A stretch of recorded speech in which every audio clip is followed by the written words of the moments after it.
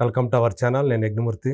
ఇప్పుడు మన ముందు ఆర్టిస్ట్ కృష్ణ కౌశిక్ గారు ఉన్నారు.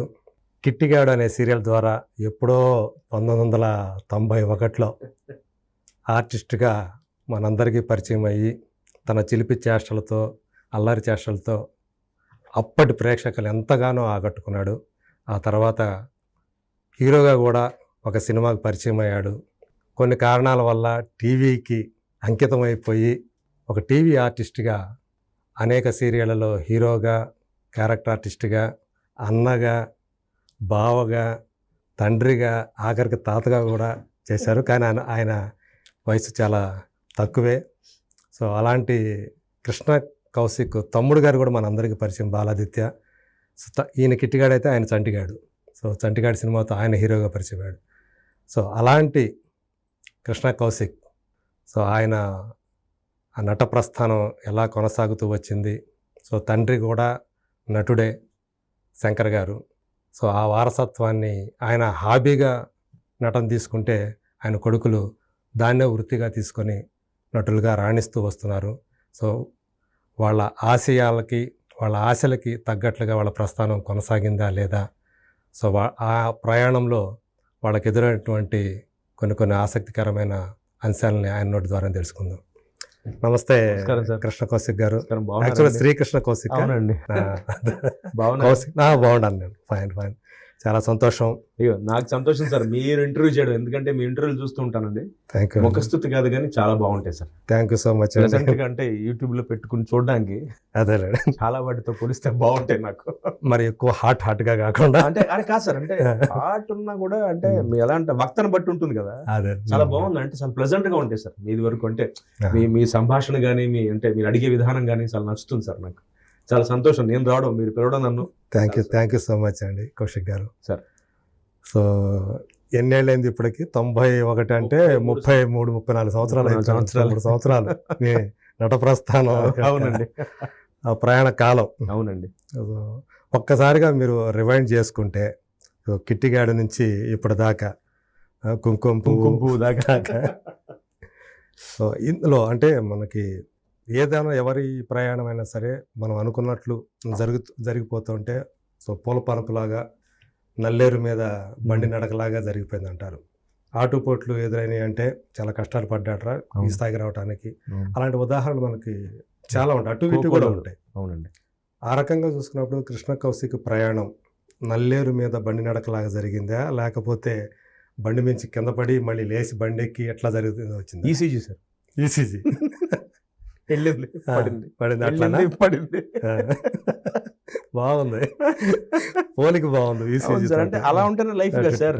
ప్లేయర్ గా ఉంటే పోతాం. అదే అంటే కొంతమంది గ్రాఫ్లు ఇలా వెళ్తాయి, మీరు అన్నట్టు ఒక్కసారి ఇలా వెళ్ళిందంటే మళ్ళీ పడిపోతుంది. గ్రాడ్యుయేట్ వాళ్ళకి వెళ్తా ఉంటే అలా పీక్. నాది అలాగే సార్, నాకు ఈసీజీ సింబాలిక్ గా అదే వెళ్ళడం పడ్డం అలాగే వెళ్తాం. అదే సో ఇందులో మీకు అంటే మంచి అంటే టర్నింగ్ పాయింట్ నిజంగా మీ ఫస్ట్ సీరియల్ ఒక బాలనటుడిగా చూసుకుంటే మీ వెరీ ఫస్ట్ సీరియల్ మీకు టర్నింగ్ పాయింట్. అది అంటే సుకృతం అంటాం కదా సార్. నేను ప్రాప్తం నమ్ముతాను సార్. అంటే అసలు మా ఇంట్లో ఈనాడు పేపర్ వచ్చేది. మెడ్రాస్లో కూడా నాన్నగారు ఆర్బీఐలో ఆఫీసర్గా పనిచేసేవారు. మా పై ఇంట్లో హిందూ పేపర్ వచ్చేది. హిందూ పేపర్లో పడిన యాడ్, కుట్టి పద్మిని గారు కిట్టిగాడికి పిల్లలు కావాలని. అది ఆ రోజు వారింట్లో 2 కాపీలు పడ్డాయి. అది వాడు రే ఒకసారి రారా అంకుల్ అడుగు, మా నాన్నగారు పంపించమంటున్నారు ఏదో టీవీ సీరియల్ అంటే ఆడిషన్ అంటే. మా నాన్నగారు అలా ఆ థాట్ లేదు మా ఇంట్లో ఎవరికి, నన్ను కానీ తమ్ముడిని కానీ ఆర్టిస్టులు చేయాలని. సరే నేను ఎప్పుడైతే చూసి ఆడిషన్ ఎక్సైట్ అయ్యా, అప్పుడే మేము తిరుపతిలో వచ్చాం, గుండుతో ఉన్నా. సో అప్పుడు అప్లై చేశాను సార్. అప్లై చేస్తే 1000 మంది వచ్చారండి. నా నెంబర్ 999 టోకెన్ నెంబర్. ఒక వారం పాటు జరిగే ఆడిషన్లు. అంటే మీ తర్వాత ఇంకొక లాస్ట్ సీరియల్ మీ తర్వాత ఇంకొకరు అంటే కాదు, 1000 మంది పిల్లల్ని పిలిచారు ఆడిషన్కి వాళ్ళు. ఈ క్యారెక్టర్ ఒక బాగా 26 మంది పిల్లలు కావాలి. కిట్టిగాడు తమ్ముడు, 10 మంది ఫ్రెండ్స్. వీటికి సెలక్షన్.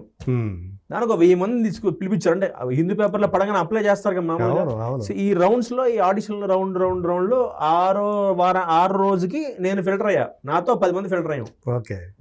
దానికి ప్యానల్ ఎవరు? మన సుహాసిని మణిరత్నం గారు, వి చక్రవర్తి గారని కుట్టివద్దుని గారు అన్నయ్య.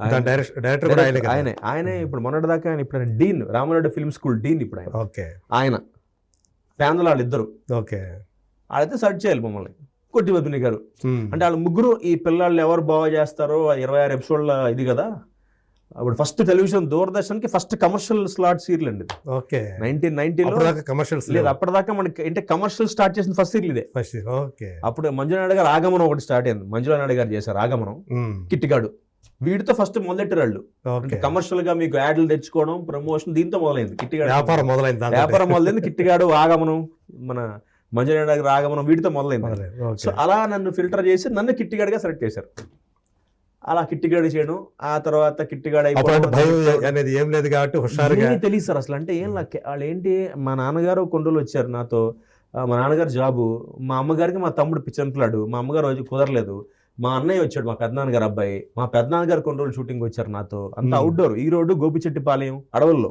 ఎవరో ఒకరు పక్కన ఉండేవాళ్ళు నాతో కాకపోతే ఏంటి సార్ అప్పుడు ఏం తెలీదు పిల్లలందరికీ ప్యాకెట్లు కట్టేసేవారు సాంబార్ ప్యాకెట్లు మాకు నేను మురళీమోహన్ గారు వాళ్ళతో హరిప్రసాద్ గారితో పనిచేశాను నా ఫస్ట్ షాట్ హరిప్రసాద్ గారితో నా ఫస్ట్ షాట్ అవునా పాపం చనిపోయారు హరిప్రసాద్ గారు ఆయన నా ఫస్ట్ చిరంజీవి గారి రూమ్మేట్ ఆయన హరిప్రసాద్ గారు ఫ్రెండ్ ఆయనతో నా ఫస్ట్ షాట్ నా కెరీర్ లో నా ఫస్ట్ షాట్ ఆయనతోనే కెమెరా ముందుకు రావడం నేను ఆయనతోనే అదే నన్ను కొట్టడం నిజం కొట్టేసాడు ఆయన శివరంజని హీరో శివరంజని హీరో ఆయన కొట్టేసాడు నిజంగా నన్ను అది ఎప్పుడు సార్ బాగా చెప్తా మీకు నా ఫస్ట్ షాట్ మార్చి 7 అర్ధరాత్రి 1990 మార్చి 7 అర్ధరాత్రి సార్ 12:10కి తెల్లారితే మార్చి 8 అనగా నా షాట్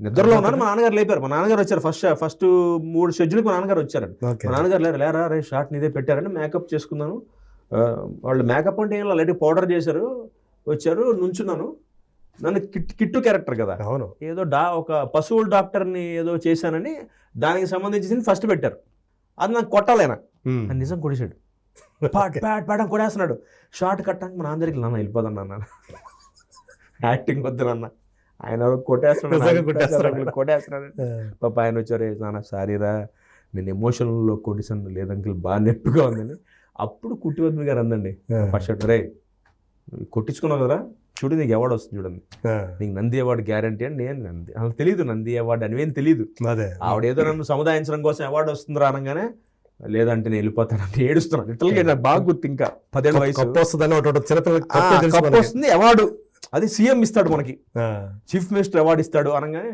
ఏదో సర్లే ఏదో చేశాం కదా సరే దానికోసం ఇంకా దెబ్బల్ని తట్టుకుని అలా మొత్తానికి కింద మీద పడి కిట్టిగాడి ఫినిష్ చేశానండి కిట్టిగాడి అయిపోయాక best child artist special jury Nandi award 91 నాకేమో కిట్టిగాడికి మన తరుణ్కి ఏమో మనసు మమతా సీరియల్కి మనసు మమతా సినిమాకి ఇద్దరికి ఒకే సంవత్సరం 1991 okay best child artist Tarun ఇక్కడ నేను కిట్టిగాడికి మనవాడేమో మనసు మమతకి మనవాడు దాదాపు ఒకేసారి వచ్చారు మీరు అంటే మనవాడు ఇంకా ఒక సంవత్సరం ముందే అంజలితో వచ్చాడు మనవాడు సో తరుణ్కి నాకు అవార్డు అదే సంవత్సరం రాజేంద్ర ప్రసాద్ గారు ఎర్రమందరం బెస్ట్ యాక్టర్ ఆయన మీనా గారు సీతారామయ్య గారు మెమరాలు బెస్ట్ యాక్టర్స్ వీళ్ళందరితో కలిసి నేను అంటే నాకు ఎంత మెమరీస్ అంటే మన సీఎం ఆఫీస్లో సెక్రటేరియట్లో అందరూ మాకు డిన్నరు రాజ్భవన్లో డిన్నరు అందరం కలిసి నేదురుమల్లి జనార్దన్ రెడ్డి గారు అప్పుడు చీఫ్ మినిస్టర్ ఆయనతో హై టీ ఆయనతో ఫోటోలు దిగడం నా లైఫ్ లో ఫస్ట్ టైం ఫ్లైట్ ఎక్కడం అప్పుడే 90లో నేను అంటే ఇన్ని మంచి మెమరీస్ అండి కిట్టిగాడు అయిపోయాక దానికి టైటిల్ సాంగ్ కూడా ఒకటి ఉంటుంది అవును అప్పోసి అని మన నల్లూరి సుధీర్ కుమార్ గారు సుధీర్ కుమార్ అంకుల్ ఆయన కంపోజిషన్ మ్యూజిక్ అండి నంబర్ అండి చెప్తే మీరు ఇవాళకి నా కిట్టిగాడు అంటే త్రివిక్రమ్ శ్రీనివాస్ గారు నన్ను గుర్తు చేస్తారు పూరి జగన్నాథ్ గారు త్రివిక్రమ్ గారు భీమవరంలో ట్యూషన్ ఎగ్గొట్టి కిట్టిగాడు చూసేవాడు అని చెప్పాడు నాకు నాకు బాగా ఇష్టం కౌశిక్ కిట్టిగాడు అంటే అప్పుడు ఆయన 10th క్లాస్ అంటే వేరే ఏమీ లేదు దూరదర్శన్ తప్ప ఛానల్స్ ఏం లేవు కదండి ఓన్లీ దూరదర్శన్ చిత్రలహరి విచిత్ర కాశీ మజిలీ కథలు వచ్చేవి అశోక్ కుమార్ గారు అశోక్ రావు గారివి విచిత్ర కాశీ మజిలీ కథలు మర్యాద రామన్న వాడితో కిట్టిగాడు సో అప్పుడు అంటే నేనే ఎక్స్పెక్ట్ చేయలేదు సార్ అంటే అంతమంది ఇంకా గుర్తుపెట్టుకుంటారా అంటే ఆల్మోస్ట్ 90 23 ఏళ్ళు అయిపోయింది ఇవాళకి నన్ను ఎక్కడైనా నేను ఏ ఊబర్లో వెళ్తుంటే డ్రైవర్లు లేకపోతే ఎప్పుడైనా ఆటో ఎక్కెళ్తుంటే ఆటో వాళ్ళు అంటే నా ఈడు వాళ్ళు 43-44 ఇయర్స్ వాళ్ళు సినిమా థియేటర్లో మీరు కిట్టిగాడు కదండి అంటారు కౌశిక్ అనరు మీరు కిట్టిగాడు కదండి అంటే ఎంత ఆనందంగా ఉంటుందంటే ఇంత మార్క్ ఉందా అంటే ఇప్పుడు చిరంజీవి గారికి ఖైదీ ఎంత హ్యాపీగా అనిపిస్తుంది చాలా అంటే ఆనందం సార్ చిరంజీవి గారికి ఖైదీ ఎలాగో ఆయన లైఫ్ అలా తిప్పేసిందో ఖైదీ నా కిట్టిగాడు ఒక బ్రాండ్ ఫస్ట్ సీరియల్ కావటం అది కూడా ఇంతమంది పెద్ద డైరెక్టర్లు త్రివిక్రమ్ గారు లాంటి వాళ్ళు మీ ఫ్యాన్ అండి నేను రీసెంట్గా మన హీరో శ్రీ విష్ణు గారు ఆయనతో సినిమా చేస్తున్నా ఇప్పుడు నేను కొత్త సినిమా ఇంకా పేరు పెట్టలేదు ఒక చిన్న క్యారెక్టర్ చేస్తున్నా ఆయన డైరెక్టర్ నన్ను పరిచయం చేయగానే కౌశిక్ అయ్యో బలివారు సార్ మీ కిట్టిగాడు ఫ్యాన్ అన్నాడు. అంటే ఆ స్థాయి ఆయన గొప్పతనం. ఇప్పుడు ఆయన పెద్ద హీరో శ్రీ విష్ణు గారు, ఆయన కూడా మీ కిట్టిగాడు ఫ్యాన్ అండి కౌశిక్, నేను అప్పట్లో అబ్బో తెగ చూసేవాళ్ళని బాబు అంటుంటే ఆనందం వేస్తుంది. అంతే కదా. అంటే అంతే త్రివిక్రమ్ గారు వీళ్ళందరూ చూసి కిట్టిగాడిని మెచ్చుకుని ఇంకా గుర్తుపెట్టుకున్నారంటే ఆ సీరియల్. చాలా ఆనందం సార్. ఇప్పటికీ కిట్టిగాడు అనే పేరు నిలిచిపోయింది బ్రాండ్ అండి. అంటే ఇప్పటికీ కిట్టిగాడు అంటే నా ఈడి వాళ్ళు కానీ అమ్మాయిలు కానీ అబ్బాయిలు కానీ లేకపోతే అప్పుడు కొత్తగా పెళ్ళైన వాళ్ళు కానీ 18 ఏళ్ళ వాళ్ళు ఇప్పుడు 50లో ఉన్నవాళ్ళు మీ కిట్టిగాడు అండి. అదే అందులో అసలు అంటే దానికి పడ్డ కష్టాల వర్ణనాతీతం అండి. అప్పుడు ఇంకా ఉన్నాయి నాకు మార్కులు అండి. కాళ్ళు ఇవ్వండి దాని దెబ్బలు ఇవన్నీ ఏంటనుకున్నారు దూకి. అప్పుడు ఇప్పటికి నాకు స్విమ్మింగ్ రాదు సార్. అప్పుడు భయం తెలియదు కదా. అప్పుడు ఆ డైరెక్టర్ చక్రవర్తి గారు దూకరా అంటే అంకుల్ స్విమ్మింగ్ రాదు, ఎక్కువ లోతు లేదురా 5 feet దూకే అనేవాడు. టక్కన దూకేసామండి. అంటే ఇప్పుడు భయం వేస్తుంది 5 feet కదా మునిగిపోతాం. అప్పుడు తెలియదు దూకమని దూకాడు. ఆ దూకినప్పుడు సార్ వాటర్ ఫాల్స్ లో లోపల పగిలిపోయిన బాటిల్స్ గాజు ముక్కలు ఉండేవి, అవి తెగిపోయినాయి అవన్నీ. అవి ఆ మార్కులు ఇవన్నీ లోపల గుచ్చుకుపోయి అది తెలియదు. అందులో నాకు కోతి ఉంటుంది కిట్టిగాడ్లో కోతి, పక్కనే కోతి. ఒరిజినల్ గా నాకు ట్రైనింగ్ ఇచ్చింది ఏవిఎం వాళ్ళ కోతి. అప్పుడు అది సినిమా వచ్చింది వాళ్ళు సినిమాకి పంపించేశారు ఆ కోతిని. డబ్బులు ఎక్కువ ఇస్తారు కదా సినిమా, అందు సీరియల్ కదా. అప్పుడు వేరే కోతిని తీసుకొచ్చారు నాకు, అది ఆడకోతి. నేను ట్రైన్ అయింది మక్కోతి. ఒక 2 weeks ట్రైన్ మక్కోతితో నాకు ఏవిఎం వడపల్లి ఏవిఎం దాంట్లో ట్రైనింగ్ ఇప్పిస్తే ఆ కోతి బాగా ట్రైన్ అయిపోయింది. నన్ను పట్టేసుకుంటే ఎగిరేస్తుంది, అంతా అయిపోయింది. నేను షూటింగ్కి ఈరోడ్ గోపిచెట్టిపాలెం వెళ్ళంగానే సార్ కోతి మారిపోయింది బాబు అన్నారు. నేను మారిపోవడం ఏంటన్నా, అది అప్పుడే ఆడకోతి, చాలా ఫెరోషియస్ అండి. అది డైరెక్టర్ చక్రవర్తి గారికి గడ్డం ఉంది. ఆయన ఒకసారి నా మీద దూకాలి కోతి, అక్కడి నుంచి దూకాలి, కెమెరా ఇక్కడ ఉంది, దూకంటున్నాడు, దూకట్లా అని గట్టిగా అదిలించాడండి. ఆ కోపంలో మీద పడి గిరేసింది నన్ను. ఇక్కడ ఇలా పెట్టి ఇలా గిరిందండి. గిరితే అప్పుడు బొడ్డు చుట్టూ ఇంజక్షన్లు చేశారు నాకు, ఇక్కడంతా ఘాట్లు. అలా అంటే అది కుక్కకి అది తట్టుకోలేదట, గట్టిగా అరమాయించినా అరిచినా దానికి కష్టంగా ఉండదు, తీసుకోదట, ఫెరోషియస్ అయిపోతుంది కోతి. ఆడకోతి ఇంకా ఫెరోషియస్ గా ఉందండి. అసలు ట్రైనింగ్ ఆ మామూలు కోతి అదే తీసుకొచ్చారు వాళ్ళు, ఇంకా షూటింగ్ ఆడుకోవడం తెచ్చారు. ఇంక నమ్ముతారా, దాంతోనే చేశాను మొత్తం గిట్టిగా నేను. అంటే అన్ట్రైన్డ్ మంకీతో చేశా, ఎందుకంటే ట్రైన్ మంకీ షూటింగ్ వెళ్ళిపోయింది, ఏవిఎం వాళ్ళ మంకీ సినిమాకి వెళ్ళిపోయింది. అప్పుడు దాంతో రోజు నా పని ఏంటంటే దాంతో కూర్చోవడం, నేను ఇడ్లీ తింటూ దానికి ఇడ్లీ ముక్క పెట్టడం, మాలిం చేసుకోవాలి. దాని అంటే ఇప్పుడు ఎలా అయితే గుర్రాలను మనం హక్కుని చేర్చుకోవాలో వీటిని కూడా ట్రైన్ చేసుకుని అలా పని చేశాను ఆ కిట్టిగాడికి. అంటే స్నేహం చేశాను. అంటే ఫస్ట్ అక్కడే పోసే నాకు బాగా అలవాటైంది కోతి చేష్టలు. నన్ను అందరూ అంటూ ఉంటారు ఎప్పుడన్నా షోస్కి వెళ్ళినప్పుడు, కౌశిక్ వచ్చాడా ఇంకా మనకి కోతులు అక్కలే ఉంటారు. మామూలుగా అలీ అన్న వీళ్ళందరూ ఈ రియాలిటీ షోస్కి వెళ్ళినప్పుడు, నాన్ ఫిక్షన్ షోస్కి వెళ్తే ఆడ వచ్చాడా ఇంకా సరిపోయింది, ఇంకా కోత అక్కలేదు మనకి అంటే బహుశా అక్కడే ఆకలింపు అయిపోయింది, నాకు తెలియదు.